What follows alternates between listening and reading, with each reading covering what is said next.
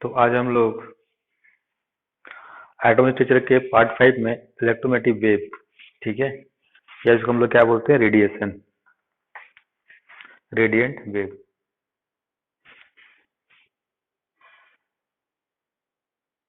Radiant energy के बारे में क्या करेंगे, डिस्कस करेंगे। ये बहुत इंपॉर्टेंट है एटॉमिक आगे बोर्स मॉडल उससे रिलेटेड चीज को समझने के लिए। तो ये होता है क्या है,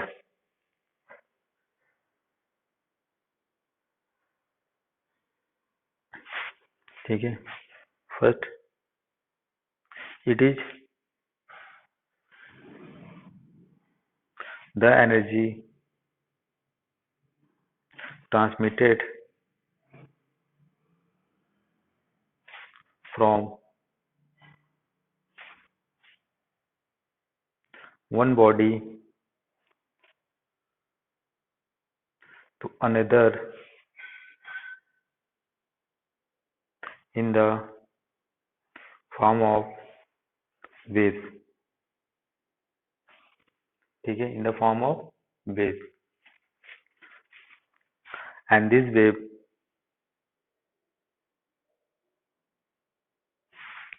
travel in the space with the same speed as light. That is a 3 into 10 to the power 8 meter per second, and this wave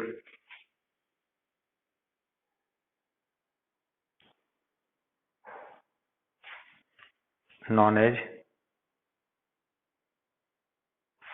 electromagnetic wave, electromagnetic wave और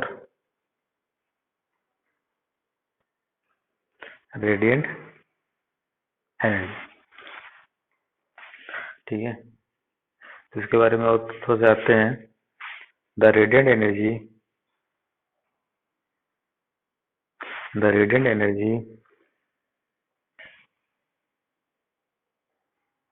do not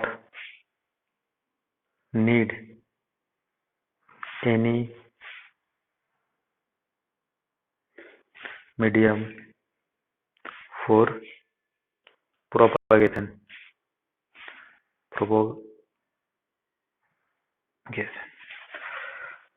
जैसे एग्जाम्पल क्या है इसके, radio wave,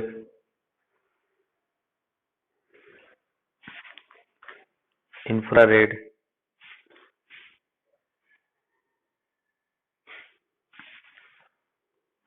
visible rays, UV, X ray, ठीक है, gamma, cosmic,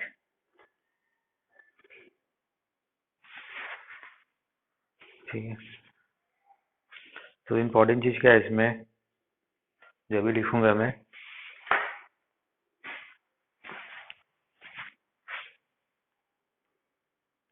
the radiant energy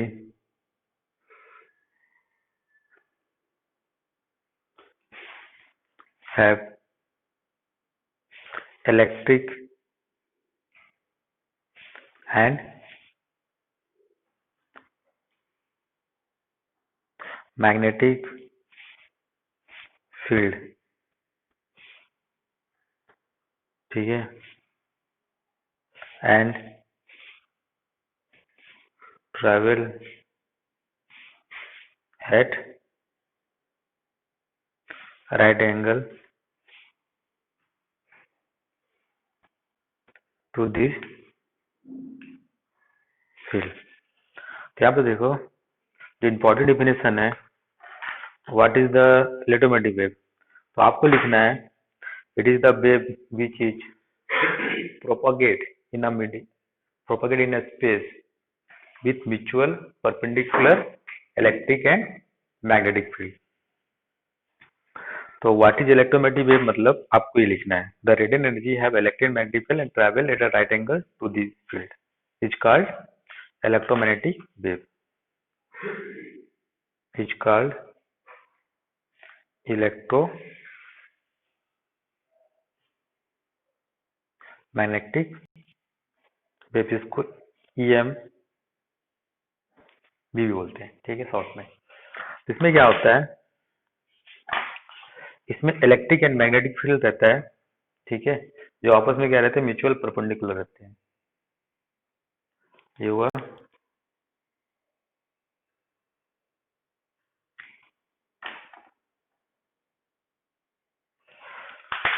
जैसे मान लो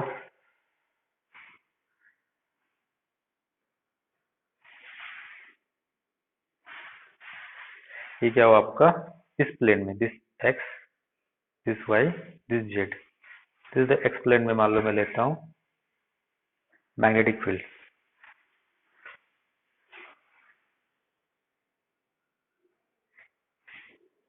इसको हम लोग बी से दिखाते हैं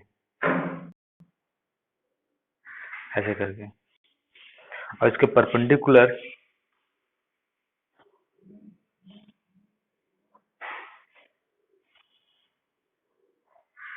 ऐसे,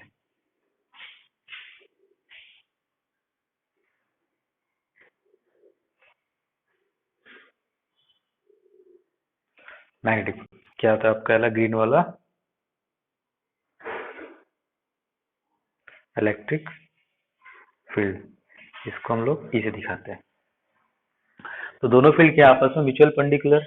ये जो इलेक्ट्रिक फील्ड है this is the vibrate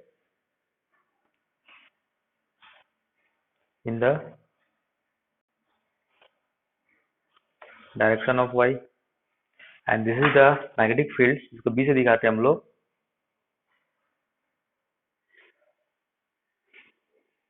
in the X Z plane, ठीक है, ये एक्स जेड प्लेन है और ये आपका वाई प्लेन है, ठीक है, ये आपका एक्स जेड प्लेन हो गया और ये क्या हो गया आपका वाई एक्स प्लेन हो गया।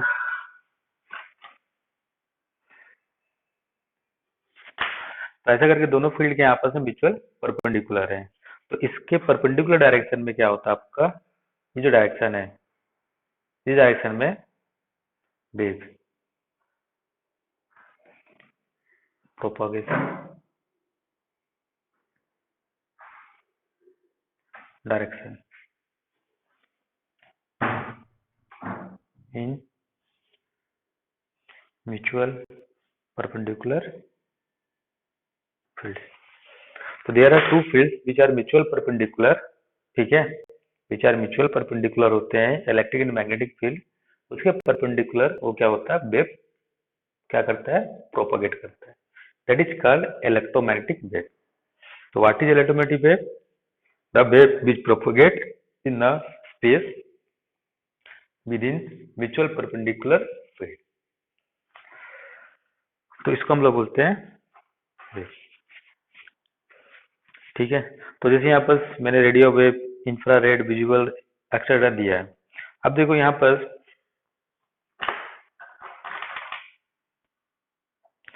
जैसा transmit from one body to another body in the form of wave.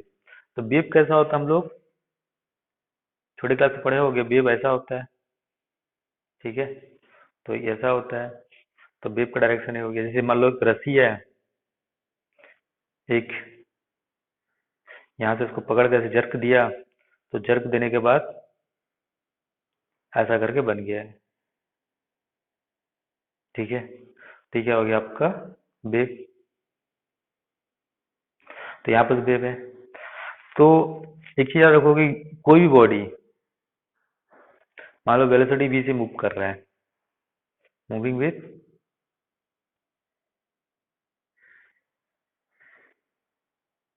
Velocity v, radiate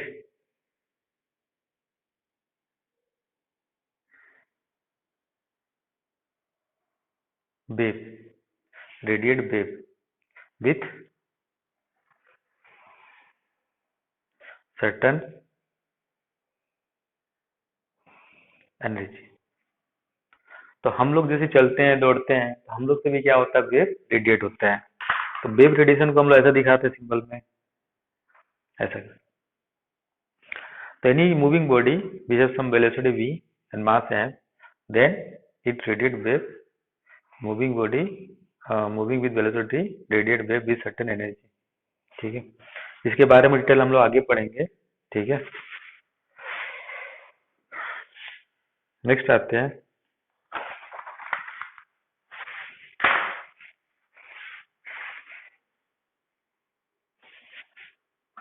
spectrum.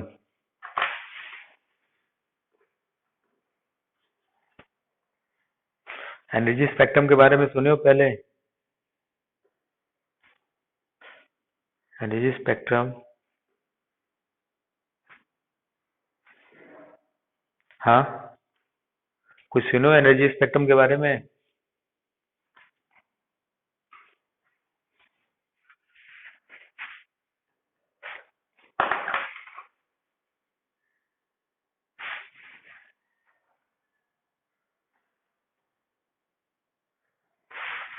ठीक है, यहाँ पर देखो,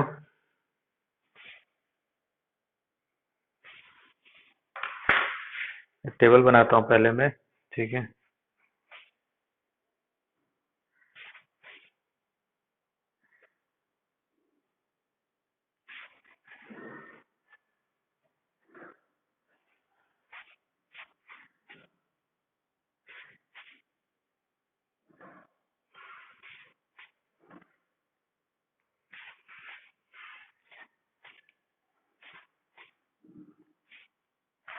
वन,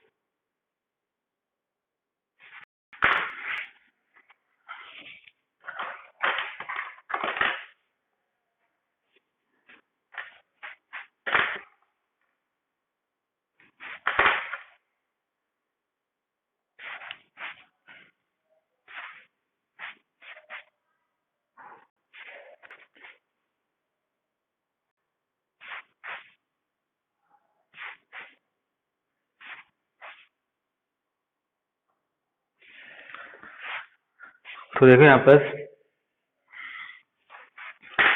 हम लोग क्या करते हैं, जैसे टाइप के वेव होते हैं इसका एक अरेंजमेंट, ठीक है, ज्यादा increasing in terms of frequency और increasing in terms of wavelength, ठीक है। तो इसको हम लोग क्या बोलते हैं, सीरीज बोलते हैं, स्पेक्ट्रम सीरीज बोलते हैं, ठीक है। तो इसमें क्या होता है, जैसे आर डब्ल्यू का मतलब क्या होता है, रेडियो वेव। यहाँ पर आर डब्ल्यू का मतलब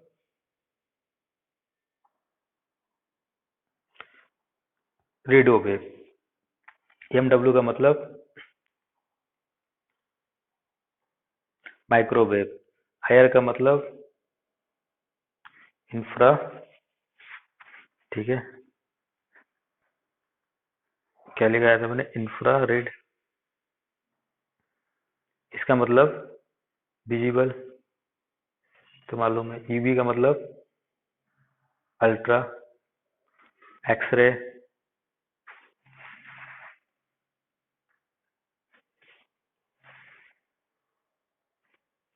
गामा, दूसरा क्या आपका कॉस्मिक। तो ऐसे करके हम लोग क्या किए, अरेंज किए, किसको अरेंज किए, इस डायरेक्शन में जाओगे, वेन ई डायरेक्शन में मूव करोगे आप, तो इसमें क्या हो रहा है, increasing in frequency, decreasing in wavelength, increasing frequency, decreasing in wavelength. और इस डायरेक्शन में जब मूव करोगे तो आपका वेवलेंथ इंक्रीज करेगा, न्यू क्या होगा, डिक्रीज करेगा। उसका रीजन क्या होता है, इसका एक रिलेशन होता है, लेमडा इनवर्सली टू न्यू, जितना ज्यादा न्यू बढ़ेगा लेमडा उतना कम होगा। और एनर्जी का relation E equal to H nu, ये आगे भी पढ़ोगे, ठीक है। तो इस टाइप का हम लोग अरेंज कर दिए हैं, increasing and decreasing, increasing and new. New क्या होता है, फ्रीक्वेंसी, इंक्रीजिंग फ्रीक्वेंसी में रेडियो वेव का फ्रीक्वेंसी सबसे कम है, ठीक है। ये क्या है, वेवलेंथ का यूनिट है, एंगस्ट्रॉन। जिसका वेवलेंथ जितना कम होगा, फ्रीक्वेंसी जितना ज्यादा होगा, उसका फ्रीक्वेंसी क्या होगा, उतना कम होगा। तो रेडियो वेव का फ्रीक्वेंसी कम है, उसके बाद माइक्रोवेव का, उसके बाद इंफ्रारेड का, उसके बाद विजिबल का, उसके बाद यूवी का, उसके बाद एक्सरे का, उसके बाद गामे का, उसके बाद कॉस्मिक का। यानी कि सबसे ज्यादा एनर्जी किसके पास है, कॉस्मिक रे। सबसे हाई एनर्जी वेव कौन सा है, कॉस्मिक रे। उसके बाद गामा, उसके बाद एक्सरे, उसके बाद यूवी, उसके बाद विजिबल, उसके बाद इंफ्रा, उसके बाद माइक्रोवेव, उसके बाद रेडियो। यानी कि जिसके पास जितना ज्यादा एनर्जी होता है वो क्या होता है, उतना हार्मफुल होता है, ठीक है। एनर्जी ज्यादा क्यों होता है, क्योंकि उसके बाद फ्रीक्वेंसी ज्यादा होता है या उसका वेवलेंथ कम होता है। तो जिसका जितना ज्यादा फ्रीक्वेंसी होगा वो क्या होगा, उतना ज्यादा हार्मफुल होगा। क्यों, क्योंकि उसका एनर्जी ज्यादा होगा। तो यहाँ पर देखो, ये जो विजिबल रे है, विजिबल रे हम लोग जानते हैं, विजिबल रे मतलब क्या होता है, जिसको हम लोग देखते हैं, colour, red, orange, yellow, green, violet, indigo, sorry blue, violet, BIBGR, ठीक है। तो ये क्या होता है, इसको हम लोग देखते हैं। और इसका रीजन कहाँ होता है आपका, इसका रीजन होता है अपना कहाँ से, 760 एंगस्ट्रॉन से 380 100 एंगस्ट्रॉन। एंगस्ट्रॉन क्या होता है, यूनिट होता है, ठीक है, यूनिट ऑफ लेंथ। और एंगस्ट्रॉन क्यों यूज करते हैं हम लोग, small unit, small small value के लिए हम लोग एंगस्ट्रॉन यूज करते हैं, नैनोमीटर यूज करते हैं, पिकोमीटर यूज करते हैं, ठीक है। क्योंकि जो लेमडा होता है वेवलेंथ, उसका यूनिट क्या होता है आपका, लेंथ का होता है। तो यहाँ पर जो विजिबल रीजन है वो कहाँ होता है आपका, 700 एंगस्ट्रॉन या 760 नैनोमीटर, 380 नैनोमीटर के बीच में। तो इस रीजन के अंदर कोई भी लाइट का वेवलेंथ होगा तब हम लोग उसको देख पाते हैं। इसके बाहर होने से तो नहीं देख पाते हैं, इसके इधर होने, जैसे आपका रेडियो वेव, जैसे हम लोग मोबाइल सिग्नल यूज करते हैं, तो मोबाइल सिग्नल हमें दिखता है, that is the one type of radio wave, ठीक है, नहीं दिखता है। क्यों नहीं दिखता है? क्योंकि ये विजिबल रीजन के बाहर है। और जो वेव का फ्रीक्वेंसी या वेवलेंथ इस रीजन के अंदर में आ जाएगा, वही हमें विजिबल होता है। एक्सरे को देख पाते हो? आप नहीं देख पाते। क्यों नहीं देख पाते हो? क्योंकि उसका जो वेवलेंथ है या फ्रीक्वेंसी है, विजिबल रीजन के बाहर है। ठीक है, तो विजिबल रीजन का मतलब क्या होता है यहाँ पर?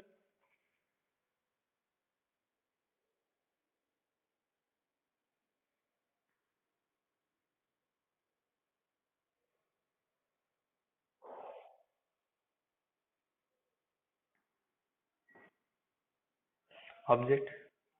तो उसको हम लोग क्या बोलते हैं? Visible region. तो विजिबल रीजन के इस पर जितने भी रे हैं, सब क्या आपके हार्मफुल।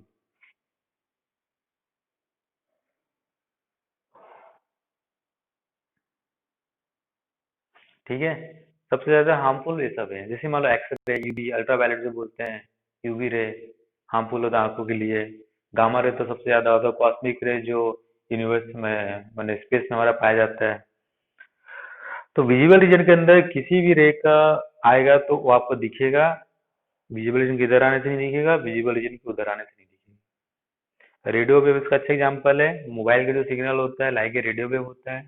ठीक है, वो हमें दिखाई नहीं देता है। क्यों नहीं दिखाई देता? क्योंकि वो जो है विजिबल रीजन के अंदर नहीं है। This is the visible region. ठीक है, this is the visible region. तो जो विजिबल रीजन के अंदर में होगा वही दिखाई देगा, उसके बाहर आपको चीज दिखाई नहीं देता। तो ये कुछ वैल्यू है। ठीक है, इसे याद रखोगे। ठीक है, कुछ डायरेक्ट क्वेश्चन D2 में आते हैं। ठीक है, ये किसमें दिया हूँ? इन टर्म्स ऑफ दिया हूँ मैं आपको लेंथ, एंगस्ट्रॉन।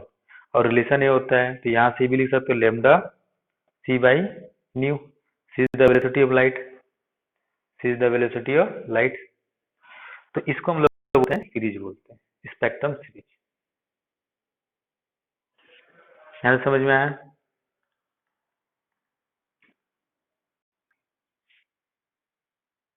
एक्सरे है, फिर गामा है, कॉस्मिक है। कॉस्मिक सबसे हाई एनर्जी करता है, वो बहुत ज्यादा हार्मफुल होता है।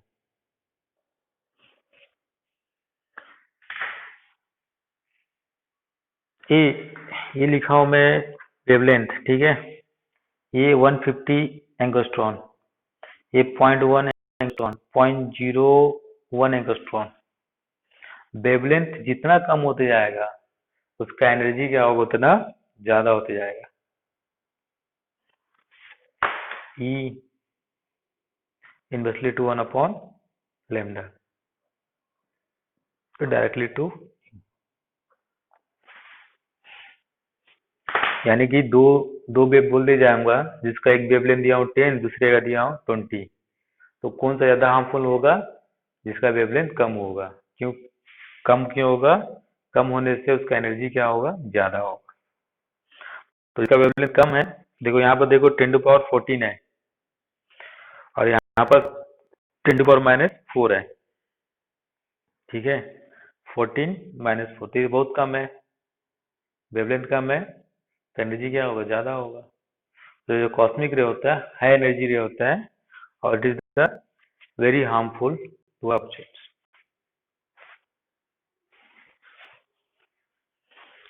ठीक है,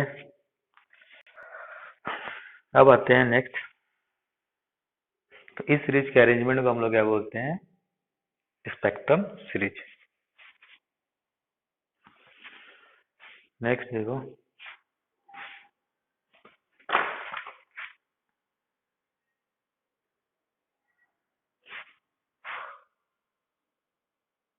a wave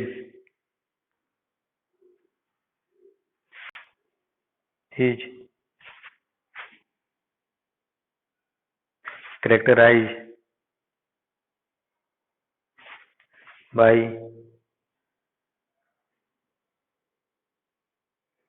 the following character।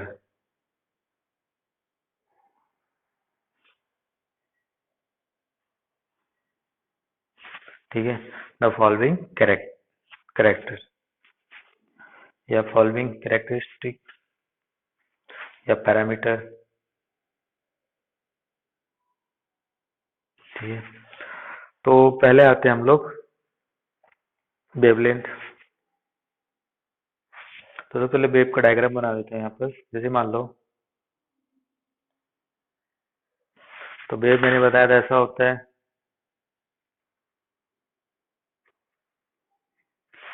ठीक है। तो इसको ऊपर वाले को हम लोग क्या बोलते हैं, क्रेस्ट, और नीचे वाले को क्या बोलते हैं हम लोग, ट्रफ।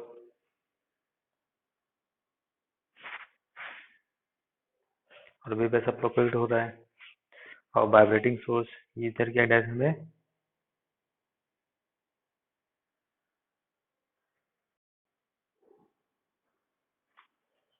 और this is the direction of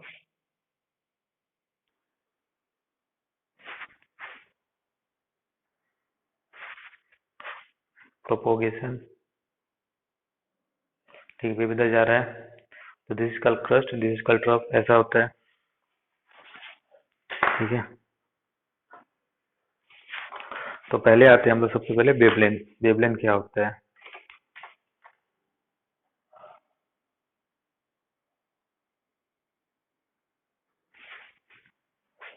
जिसको डिनोट करते हैं हम लोग किससे, लेमडा, डिवाइडेड बाय लेमडा। क्या पढ़ते हैं हम लोग,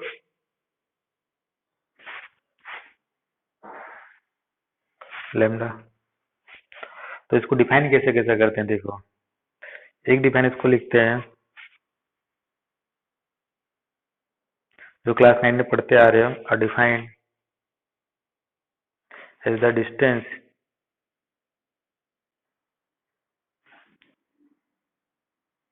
बिटवीन टू नियरेस्ट क्रस्ट और ट्रफ, ठीक है। तो यहाँ पर ये आपका नियरेस्ट ये है, इनके बीच का डिस्टेंस लेमडा, इनके बीच का डिस्टेंस लेमडा, ठीक है। तो याद रखो टू नियरेस्ट क्रस्ट एकदम क्लोज वाला, ठीक है। तो उसको हम लोग क्या बोलते हैं, लेमडा। तो एक डिफिनेशन आप लिखोगे किसमें, एग्जाम के, स्कूल के एग्जाम में। एक डिफिनेशन मैं बताता हूँ यहाँ पर।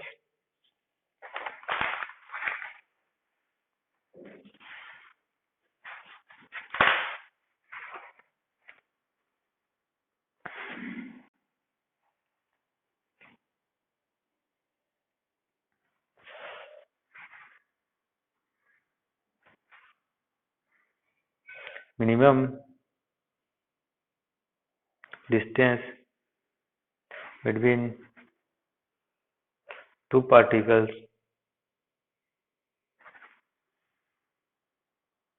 हैविंग सेम फेज, ठीक है, हैविंग सेम फेज। ये बहुत इंपॉर्टेंट है, इसको मैंने बनाया था अपने से, ठीक है, लैम्डा को डिफाइन करने के लिए। तो फेज का मतलब आप लोग अभी थोड़ा सा नहीं समझोगे, ठीक है। फेज क्या होता है, इसको मैं आगे बहुत आगे टॉपिक में यूज करूंगा, अभी यूज नहीं करूंगा, अभी 3-4 टॉपिक के बाद एसएचएम में, ठीक है। इसको हम लोग क्या पढ़ेंगे, एसएचएम में पढ़ोगे। तो यहाँ पर देखो इसका मतलब क्या होता है,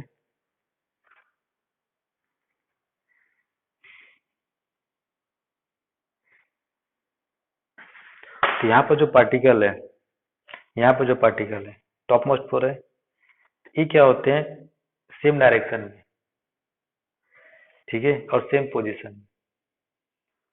तो इसको हम लोग क्या बोलते हैं, सेम फेज। तो एक और एक या बना देता हूँ आगे, तो यहाँ का पार्टिकल भी सेम है। तो 1 2 3 ये तीनों पार्टिकल क्या है आपका, सेम फेज में,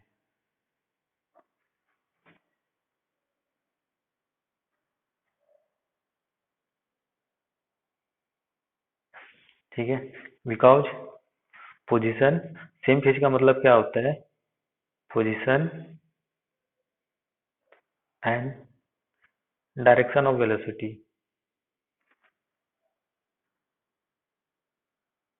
are same, that is called same phase. तो इस पार्टिकल का जो है आपका डायरेक्शन नीचे की तरफ है, और पोजीशन भी क्या है, सेम। ठीक है, तो इसको हम लोग क्या बोलेंगे, सेम फेज। तो मिनिमम डिस्टेंस, तो एक डिस्टेंस आपका ई भी हो सकता है और एक डिस्टेंस आपका ई भी हो सकता है। तो मिनिमम डिस्टेंस कौन सा है,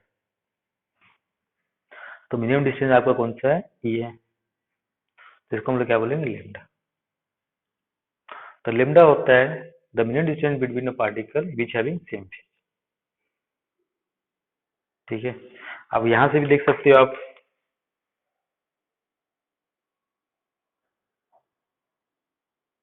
यहाँ देखो, यहाँ पर एक पार्टिकल यहाँ है, एक पार्टिकल यहाँ है, एक पार्टिकल यहाँ है। तो ये पार्टिकल ऊपर जा रहा है, ये पार्टिकल नीचे जा रहा है, ये पार्टिकल ऊपर जा रहा है। तो ये दोनों का पोजीशन सेम है, बट डायरेक्शन ऑफ वेलोसिटी क्या है, अपोजिट है। ये दोनों का पोजीशन सेम है, बट डायरेक्शन ऑफ वेलोसिटी क्या है, सेम है। This two particle are in a same phase. और जब सेम फेज में है, तो मिनिमम डिस्टेंस कितना है, यहाँ पर हो गया लेमडा। ठीक है, so this is called wavelength।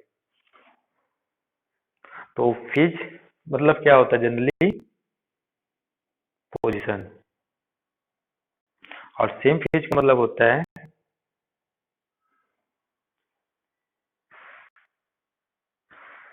Position same, velocity direction.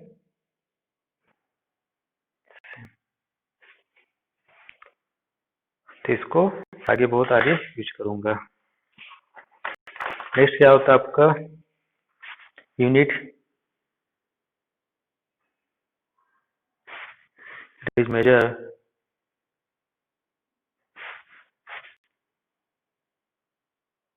In terms of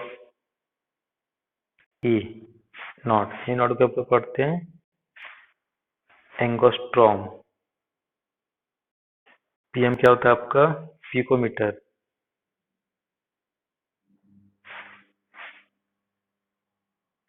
NM, NM क्या होता है आपका, नैनोमीटर। सीएम, ये क्या होता है आपका, centimetre.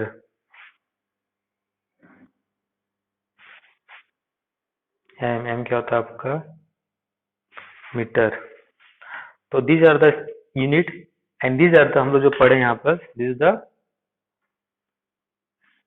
Small unit, small unit of length. ठीक है, 1 2 3, ये तो जानते हैं हम लोग लेंथ का यूनिट होता है। तो ये जो वैल्यू होता है 10⁻⁵, 10⁻10, 10⁻20, तो बहुत स्मॉल होता है। तो मैंने क्या बोला था, कन्वर्जन फैक्टर होता है। इतना बड़ा बड़ा क्वांटिटी लेके हम लोग क्या लिखेंगे, टू, जैसे मान लो एग्जाम्पल लिखा हूं मैं, 2 × 10⁻20 मीटर लिखा हूं। ठीक है, तो इतना बड़ा क्वांटिटी लेके हम लोग किस में लिख देंगे, इसको किस में लिख देंगे, इसको ऐसा लिख सकते हो, 2 × 10⁻10 एंगस्ट्रॉम। तो इतना बड़ा लेके हम लोग छोटा कर दिया। ठीक है, तो ऐसे करके आप इसको कर सकते हो। तो जैसे ही अब रिलेशन होता है 1 एंगस्ट्रॉन इक्वल टू 10⁻10, तो 10 मीटर एक होता है। 1 पिकोमीटर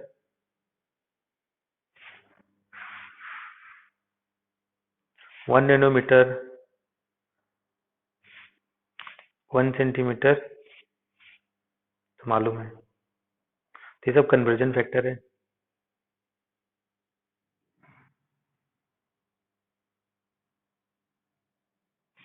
तो ये सब पूरा थ्रू आउट फिजिक्स केमिस्ट्री में यूज होंगे। ठीक है, तो आज इसको यहीं तक रखते हैं। एल्यूमिनेटिव वेव क्या हुआ और गॉल्गी वेव के बारे में हम लोग और ज़्यादा डिस्कस करेंगे। ठीक है।